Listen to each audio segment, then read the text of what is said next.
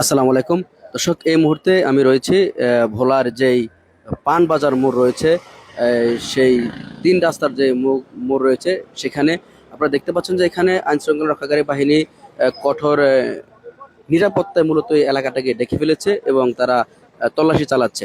এর বিষয় হচ্ছিল, আপনারা সবাই জানেন যে নিষিদ্ধ সংগঠন যে আওয়ামী লীগের যেই এই 13ই নভেম্বরকে ঘিরে যেই কর্মসূচির কথা ছিল, সেই কর্মসূচিকে কেন্দ্র করে মূলত হচ্ছিল তারা যেন আগামীকালকে কোনো প্রকারের কোনো নাশকতা তৈরি করতে না পারে এই ভোলাতে। এই জন্য হচ্ছিল বিশেষ করে হচ্ছিল তারা এখান দিয়ে যে গাড়িগুলো যাচ্ছে সেগুলোতে তল্লাশি চালাচ্ছে এবং মানে এক কথা হচ্ছিল তারা কঠোর নিরাপত্তায় এলাকাটাকে ঢেকে ফেলছে। তো আমরা আপনাদেরকে সেটাই দেখানোর চেষ্টা করতেছি যে যে গাড়িগুলো আসছে মূলত সেই গাড়িগুলোকে তারা হচ্ছিল তল্লাশি করছে যে আসলে কোনো অস্বাভাবিক কোনো কিছু বা কারো কাছে কোনো অবৈধ কোনো জিনিস আছে কিনা, সেই বিষয়গুলো তারা মূলত হচ্ছিল দেখছে। তো আসলে আপনারা সবাই জানেন যে বাংলাদেশের প্রেক্ষাপট এখন বর্তমানে খুবই উত্তপ্ত, বিশেষ করে রাজনৈতিক অঙ্গন। সেখানে হচ্ছিল নিষিদ্ধ সংগঠন আওয়ামী লীগ যে তাদের এই আগামীকালকে যে তাদের কর্মসূচি দিয়েছে, বিশেষ করে আন্তর্জাতিক ট্রাইব্যুনালে কালকে তাদের নেত্রী শেখ হাসিনার যেই সাজার ঘোষণা রয়েছে সেটাকে কেন্দ্র করে তারা এক ধরনের একটি কর্মসূচি দিয়েছিল।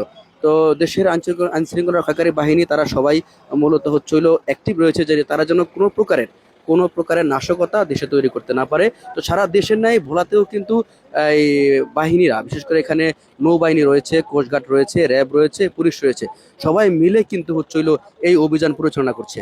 তো আমি আপনাদেরকে দেখানোর চেষ্টা করতেছি আসলে বিষয়টা মানে এটা এই হচ্ছিল ভোলার যেই মূল পয়েন্ট, সেখান থেকে ভোলাতে ঢোকা এবং বের হওয়ার মূল সড়ক বলা যায় আর কি। তো তাদেরকে ছেড়ে দেওয়া হচ্ছে।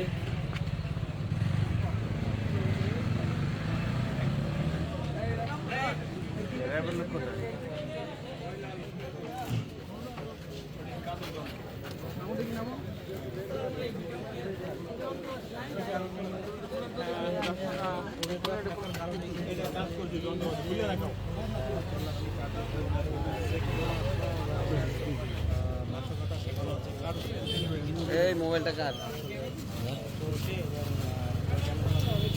কাজের যন্ত্রপাতি রাজমিস্ত্রি, আপনি রাজমিস্ত্রি কাজ করেন?